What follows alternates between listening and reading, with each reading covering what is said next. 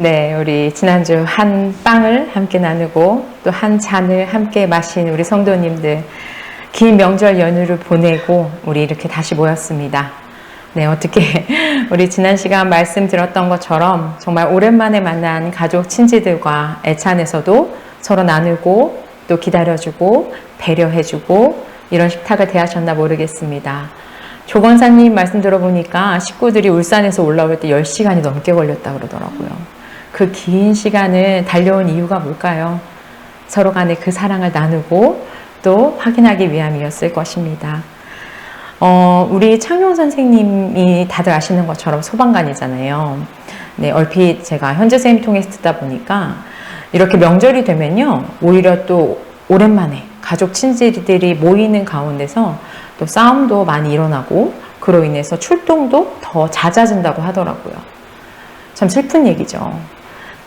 이게 만약 우리가 바울의 간절한 음성을 들었다면, 아니면 우리 긴 시간 살펴봤던 것처럼 요한복음의 서로 사랑의 말씀을 좀 들었다면, 그렇게 주의 말씀을 들었다면 조금이라도 그런 일들이 잦아들지 않을까라고 생각해 보기도 했습니다. 그러면서 그럼 왜 식구들은 싸우면 안 되는 거지? 왜 우리는 서로 나눠줘야 할까? 또 왜 이렇게 긴 인류의 역사 가운데 인간이란 존재는 늘 명예를 내세우고 과시하면서 이렇게 사는 것들을 중요시하고 또 이를 위해서 또 살아가는 삶의 연속이잖아요. 그런데 그 가운데서 왜 우리는 다른 사람들을 깎아내리면 안 되고 또 왜 수치 주는 행동을 하면 안 되는지를 더 깊이 생각해 보게 되는 것 같아요. 왜 바울은, 또 왜 요한은, 무엇보다 우리 예수님은 모두의 일상이 된 이 명예를 중요시하고 허세 가득한 이런 문화를 역행하며 살아라 라고 하시는 것인지도 다시 생각해 보게 되죠. 이것을 단순히 해라, 하지 말아라 이렇게 받아들인다면요, 어쩜 우리 또한 예수님 시대의 바리새인들처럼 생명을 살리는 예수님이 그 앞에서 예수님이 치료하시고 치유하시는 이런 기적을 보여실 때 안식일 어기셨네 라고 정죄하면서 어쩌면 또 다른 수치를 주님께 안겨드리게 되는 걸지 모르겠어요. 보다 원론적인 그 근거가 되는 이야기를 해주는 본문을 오늘 한번 만나보려고 합니다. 그러한 본질적인 내용을 담고 있는 많은 말씀들이 성경에 나오죠. 그 중에 한 단락이 오늘 우리 하예가 읽어준 요한복음의 처음 부분이에요. 요한복음의 이 처음 부분은요, 찬양시예요. 어쩜 너무나 어렵고요, 철학적인 이야기를요, 오히려 시로 노래하도록 만들어서 우리가 조금 더 잘 기억하고 또 우리가 조금 더 이것을 잘 새길 수 있도록 돕고 있는 것일 수도 있어요. 실제로요, 여러분, 100년도 어간에 살던 소플리니우스라는 사람이 있었어요. 그 사람이 기독교인들을 묘사하는 글을 남겨놨거든요. 거기에 뭐라고 했냐면요, 나를 정해놓고 동트기 전에 모여서 그리스도가 신이라고 하는 찬송을 교창하는 관습이 있었다라고 기록해놨어요. 우리 2000년대를 사는 우리 그리스도인들의 모습과 비교해보면 거의 비슷하죠. 나를 정해놓고, 우리 주일날 정해놓고 모이죠? 그리고 누가 모여요? 그리스도가 신임을 믿는 사람들의 모임이에요. 그리고 모여서 우리 뭐하죠? 그리스도를 찬양하는 거예요. 외부인들의 눈으로 보니까 진짜로 저 모임은요, 모여서 그리스도를 찬양하는 사람들인 거예요. 2000년 전에도 또 지금도, 그리고 아마 앞으로도 그렇겠죠?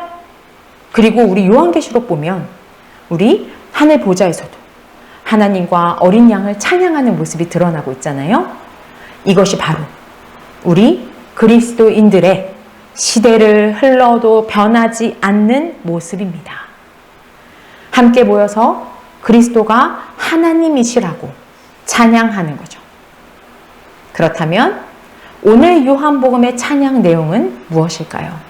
우리 1절 함께 찬양하겠습니다. 태초에 말씀이 있었다. 그 말씀은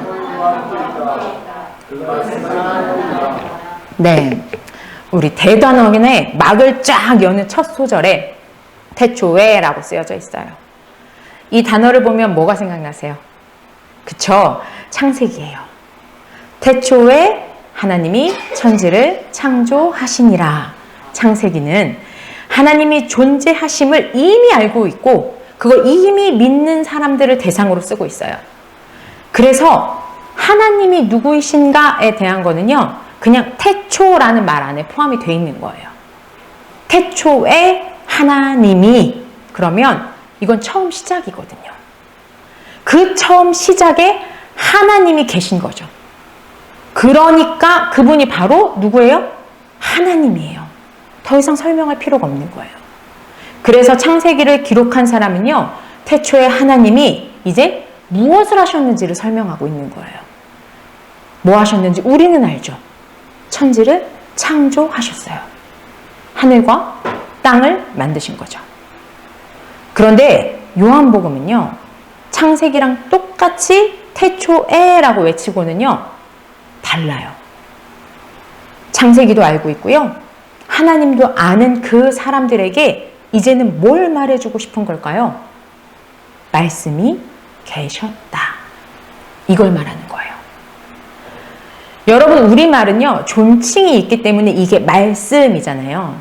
근데 사실 태초에 말, 이야기, 설명, 원리, 뭐 이런 것들이 있다라고 하는 말이에요.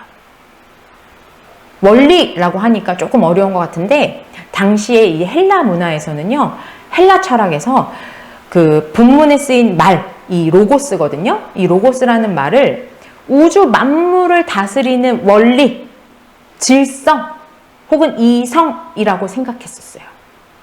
그리고 또 유대교 안에서 볼까요? 여러분 잘 아시는 잠언. 잠언 보면은 지혜 문학이죠.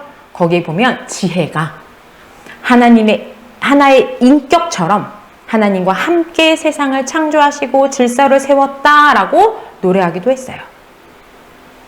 그리고 이건 우리가 나누는, 그냥 지금 제가 하고 있죠?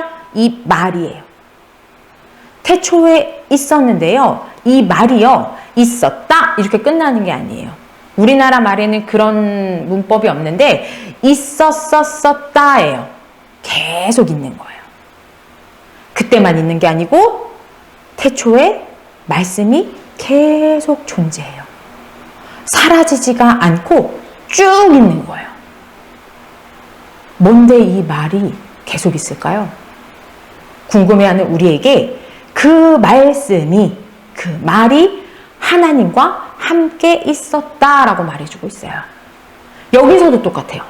하나님과 함께 잠깐 있은 게 아니고요, 계속 있어요. 쭉 있었었다예요. 도대체 이 말이 뭔데? 계속 변함없이 하나님과 함께 쭉 있죠. 한 가지 더 알려주죠. 우리가 늘 하는 이 말, 이 로고스가 바로 누구예요? 하나님이라고 말하고 있어요. 다른 어떤 거였다가 하나님으로 변하신 게 아니에요. 그냥 계속 쭉 하나님이었었다예요. 이제 여러분, 제가 말씀드린 것처럼 요한복음 1장 1절을 찬양하실 때는요, 태초에 말이 있었다 이렇게 끝나시면 안 돼요. 태초부터 그 말씀이, 이 말이 계속 쭉 있었었다, 하나님과 함께 있었었다 라고 읽으셔야 되는 거예요. 너무나 흔하게 느껴지는 이 말이 하나님과 함께 쭉 있었었고 또 그분이 바로 하나님이었었어요. 변하지 않아요. 이러면 우리가 후루룩 넘겨서 읽을 수가 없는 본문이 돼요. 이어지는 2절이에요. 우리 함께 찬양하겠습니다. 그가 바로 그 말이신 하나님이 태초에 하나님과 함께 있었어요. 다른 누가 아니에요. 바로 그 말, 그 로고스가 하나님과 함께 있었어요. 이 말이 언제부터 어떻게 존재하는지에 대해서 우리 찬양하고 있는 거예요. 근데 또 다르게 보면은요, 사실 우리 같은 피조물이 태초부터 존재하신 그 말씀, 그 하나님의 존재를 우리가 다 설명할 수 있을까요? 절대로 설명할 수 없죠? 그러니까 이거는요, 철저하게 우리를 위해서 우리가 알도록 우리 인식하라고 요한이 바로 이 로고스를 인간의 언어로 쓴 거예요. 우리같이 한계를 가진 사람이 무한하신 하나님을 어떻게 다 설명하겠어요?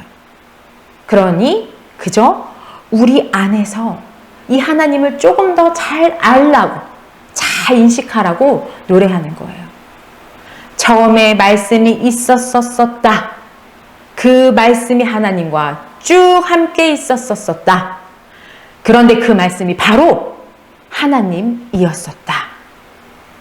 그리고 바로 그 말씀은 하나님과 함께 쭉 있었다. 그리고 지금도 있다. 이렇게 인식이 되는 거죠. 그럼 이 하나님인 그 말이 도대체 무엇을 행하셨을까요? 이제 그 존재로서 말씀이 뭔지를 알았다면 그러면 이제 무엇을 하셨는지를 아는 거예요. 그래서 시작부터 곧바로 뭐 하셨는지를 알려주는 창세기와 다르게 우리 요한복음에서는요, 우리가 좀 아니까 이제 하나님 하신 일, 말씀이 하신 일 우리에게 소개합니다. 3절 함께 찬양하겠습니다. 모든 것이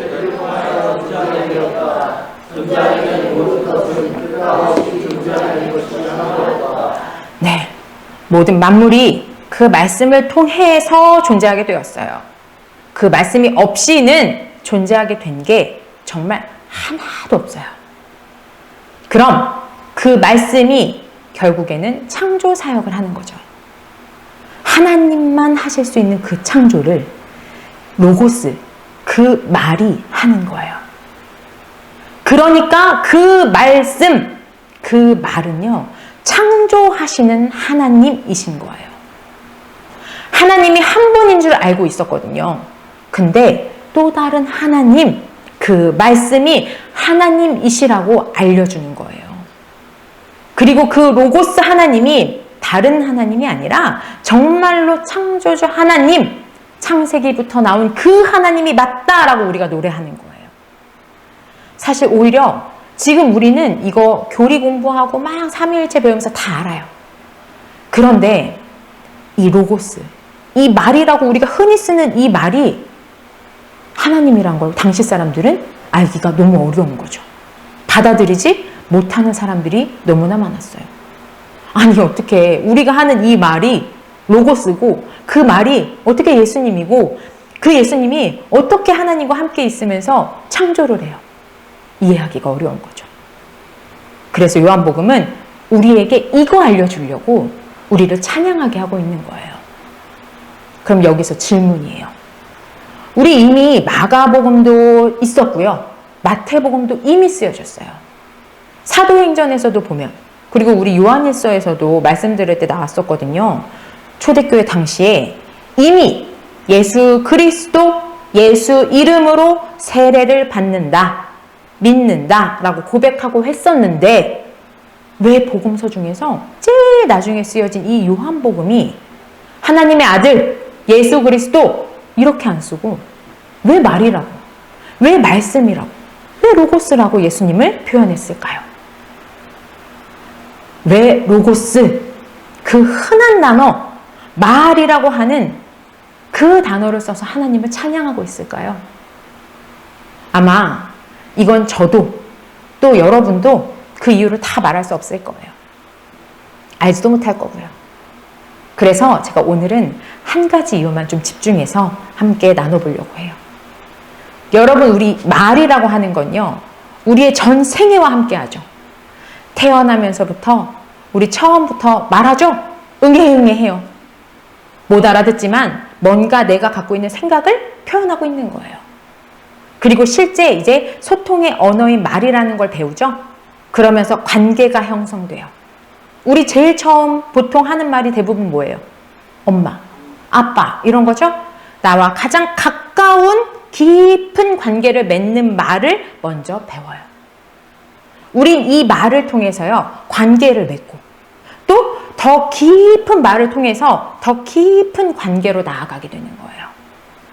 이런 것처럼요, 이 언어는요, 소통을 돕고 관계를 맺게 하는 거예요. 요한복음에서 처음에 찬양하는 예수님은요, 바로 이 말이 되신 하나님이라는 사실을 찬양하는 거예요. 자, 그러면 우리가 그걸 알고 믿으면서 함께 찬양하는 거예요. 소통하게 하시는 말, 관계를 맺게 하시는 말이에요. 제가 기억나는 에피소드가 있었어요. 이걸 준비하면서. 우리 박희영 형제님이 중국에 처음 갔을 때 택시를 탔는데 눈앞이 정말 캄캄했다 했었어요. 왜 그럴까요? 중국말을 못하니까 그들과 소통을 할 수가 없는 거예요. 그런데 이제 벌써 중국 간 지 몇 년 됐죠? 중국에서 중국말을 하면서 살다 보니까 이번에 나왔을 때 함께 차를 마시는데요, 한국말 표현이 안 떠오르는데요. 그래서 뭐 저한테 샬라샬라 하는데 제가 중국말을 흉내도 못 내요. 그렇게 얘기를 하는 거예요. 그러니까 제가 그 단어를 못 알아듣죠? 이거예요. 언어는 소통을 돕는 기능을 하는 거예요. 우리 아까 중국말 모르니까 제가 얘도 제대로 못 들어요. 샬라샬라. 그런데 우리말로 했다면 바로 알아들었겠죠? 우리끼리 다 통하죠? 그런 것처럼 예수님이요, 인간의 말이 되신 거예요, 여러분. 창조를 직접 하신 그 하늘의 언어잖아요. 그 하나님이 글쎄 인간의 말이 되신 거예요. 왜 그랬을까요? 우리가 하나님의 말씀을 잘 알아듣길 원하셨거든요. 우리랑 깊이 소통하고 싶으셨거든요. 그래서 요한복음에 보면은요, 나를 본 자는 아버지를 본 것이다 라고 말하고 있고, 나를 통하지 않고서는 아버지께 갈 수가 없다라고 말하고 있어요. 결국 예수님의 이 말씀들은 예수님이 말이 되셔서, 그래서 이 말씀으로 우리가 하나님과 소통하도록 돕게 한다라는 의미가 됩니다. 중국 가서 살려면 중국말을 해야 되고, 미국에서 살려면 영어를 해야 되는 거죠. 그런 것처럼 하나님을 만나서 여러분이 하나님과 함께 살고 싶으시다면 무슨 말을 해야 하는 거라고요? 말씀이신 예수님을 통해서 말해야 되는 거예요. 다른 방법이 없어요. 여러분, 하나님 사랑해서 하나님과 더 잘 소통하고 싶은 거 맞으신가요? 그러면 정말로 예수님을 정말 예수님을 깊이 아시면 되는 거예요. 하나님과 소통하고 싶은 여러분, 우리 4절 말씀 또 함께 노래해 보겠습니다.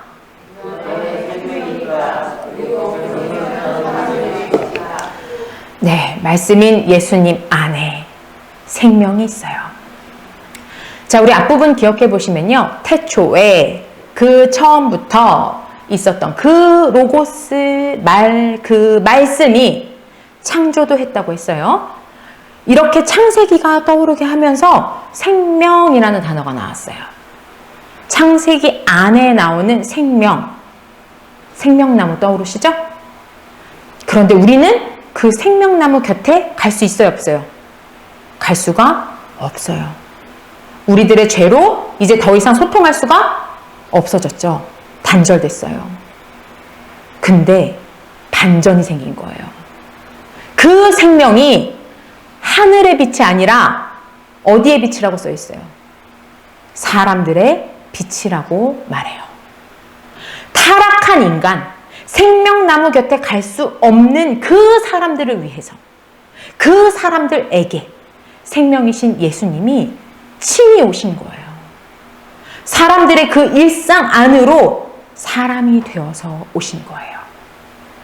우리의 말, 우리의 언어가 되어서 소통하도록 오신 겁니다. 소통이 단절된 이 어둠 속에서 예수님의 말씀으로 오셔서 빛이 환하게 비춰지고 우리에게 생명의 소통이 가능하도록 열어주신 거예요. 너무 놀랍죠? 여러분, 이게 은혜예요. 다른 어떤 게 아니에요. 이거예요. 이 놀라운 복된 소식을 우리가 말로 듣고 있어요. 우리 영국 식구들 얼마 전에 왔다 갔죠? 벨라 제시가 몇 년에 한 번씩 한국에 오고 있는데요. 그때 잘 못하는 한국말로 정말 몇 마디 하면요. 거기서 얼마나 깊은 유대감이 느껴지는지 모르겠어요. 그런데 벨라가요. 이번에 한국에 와서는요. 우리보다 한국말을 막 더 잘한다고 생각 한번 해보세요. 그동안 누군가는 말 좀 아끼고 쭈뼛쭈뼛대면서 다가가지도 못했던 우리 모두가 아마 막 가서 벨라랑 소통을 하겠죠. 많은 이야기도 나눌 수 있을 거예요. 얼마나 기쁘고 감사하고 즐겁겠어요. 사실 우리 하임이도요. 벨라 올 때면 내가 진짜 영어 좀 해가지고 다음에 우리 벨라 올 때 영어로 말해야지 이렇게 마음을 먹어요. 그런데 여러분, 그게 쉽지 않아요. 왜 그럴까요? 영어를 한다는 자체가, 배우고 습득하는 자체가 너무 어려워요. 힘들죠. 또 다른 일도 너무 많아. 그러니까 뒷전으로 밀리죠. 그런데 하나님이에요. 우리 지금 벨라가 한국말하고 하임이가 영어 하는 것만 생각해도 막 웃음이 났잖아요. 근데 그것과 비할 수 없는 놀라운 일이 벌어진 거예요. 하나님이 이미 문 밖으로 쫓겨난 생명나무 근처에 얼씬도 못하는 우리와 소통하시겠다고 우리의 언어, 친히 인간이 되셔서 이 땅에 오신 거예요. 이보다 놀라운 사실이 있을까요? 가슴이 뛰어야죠. 그러니 이 놀라운 사실을 찬양하는 거 당연하죠. 안 할 수가 없는 거예요. 그런데요, 5절이에요. 그 말, 그 로고스, 그 참 생명, 참 빛이 되시는 그 하나님이 인간이 되셔서 이 어두운 세상 속에서 빛나고 계시는데, 근데 5절 뒷부분에 뭐라고 써 있어요? 어둠이 빛을 깨닫지 못했다라고 써 있어요. 이 놀라운 진리를요, 깨닫지를 못하네요. 받아들이지를 못하고 있는 거예요. 여러분, 이 깨닫지 못하다라는 말의 원래 의미가 뭐냐면요, 꽉 붙잡지 못하고 있는 상황을 얘기하는 거예요. 자, 꽉 잡아야 이걸 받아들이죠. 그래야지 내게 되는 거예요. 그것을 이해한다고 말할 수 있는 거고 깨닫는다고 말할 수 있는 거예요. 꽉 잡아야 받아들이는 거예요. 그런데 여러분, 하나님과 소통할 수 있는 유일한 언어가 바로 예수님이었죠. 근데 말이 없이 어떻게 소통을 하겠어요? 어떻게 교제를 하겠어요? 그런데 붙잡지를 않는 거예요. 하임이가 벨라 왔다 가면 영어 잘하고 싶다는 생각한다고 했죠? 그런데 여러분, 요즘은 하임이가 그 생각을 안 해요. 왜 그럴까요? 요즘에 번역기가 있어서 그래요. 그래서 번역기 딱 가운데 놓고요, 벨라는 영어로 말하고 하임이 한국말로 하잖아요. 계속 대화할 수 있어요. 그러니 필요성을 못 느끼는 거죠. 다 소통이 되는 것 같거든요. 물론 정말 잘 돼요. 아마 앞으로도 더 좋은 게 많이 나올 거예요. 그런데요, 이건 기계예요. 때로는 오류가 있고요. 감정이 전달되지 않기도 하죠. 그리고 모든 장비는 수명이 있어요. 피조된 거라서 이게 영원하지 않아요. 사랑하는 성도 여러분, 여러분이 갖고 계신 번역기는 뭡니까? 그냥 이것만 있으면 될 것 같은, 내가 쓰는데 불편한 거 없는 것 같은, 그냥 잘 되는 것 같은 그런 것들을 아마 꾹 붙잡고 있으실 거예요. 돈이 그렇겠죠. 또 명예가 그렇겠죠. 하나님 나라 같잖아요. 여러분 일 잘 되실 때, 우리 성적 오를 때, 그때 할렐루야 더 많이 나오지 않으세요? 찬양도 나오고 신이 나오고 하나님 나와 함께 하시는 것 같죠? 하나님과 더 깊어지는 것 같기도 해요. 그렇지만 여러분, 그것들로는 안 됩니다. 그것만으로 우리들의 모든 언어가 하나님께 전달되지 않아요. 오직 예수, 오직 이 땅에 우리의 말로 오신 그 예수 그리스도로만 소통할 수 있어요. 태초부터 있던 하나님의 언어가 정말로 뚝 떨어져서요, 땅의 언어가 된 거예요. 아래로 막 역동적으로 내려온, 이건 정말로 놀라운 사랑입니다. 여러분, 쥐고 있는 그거 놓으셔야 돼요. 그 언어로 세상 사는 게 다 같고 더 잘 소통되는 것 같기도 하지만요, 결코 아니에요. 그거 놓으셔야지 하나님의 빛, 우리 인간의 빛이 되신 그 예수님, 그 로고스를 붙잡을 수 있어요. 우리 모두가 정말 높이 올라가자 이 안달난 이 세상 가운데서 높이 높은 그 하늘에서 태초로부터 내려온 이 놀라운 사랑의 하강을 여러분들 꼭 기억하시기 바랍니다. 알아차리시기 바랍니다. 꼭 붙잡으시기 바랍니다.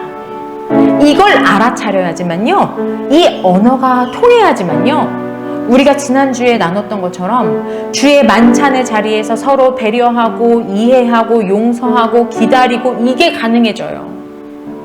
이 놀라운 말씀만이요, 여러분에게 능력이 될 거고요, 진짜 위로가 될 거고요, 우리가 지음받은 그 목적대로 우리를 살게 합니다. 여러분, 그분이 먼저 우리의 언어가 되어주셨어요. 그 언어를 아는 자들의 입술로, 삶으로 우리가 함께 살아가길 원합니다.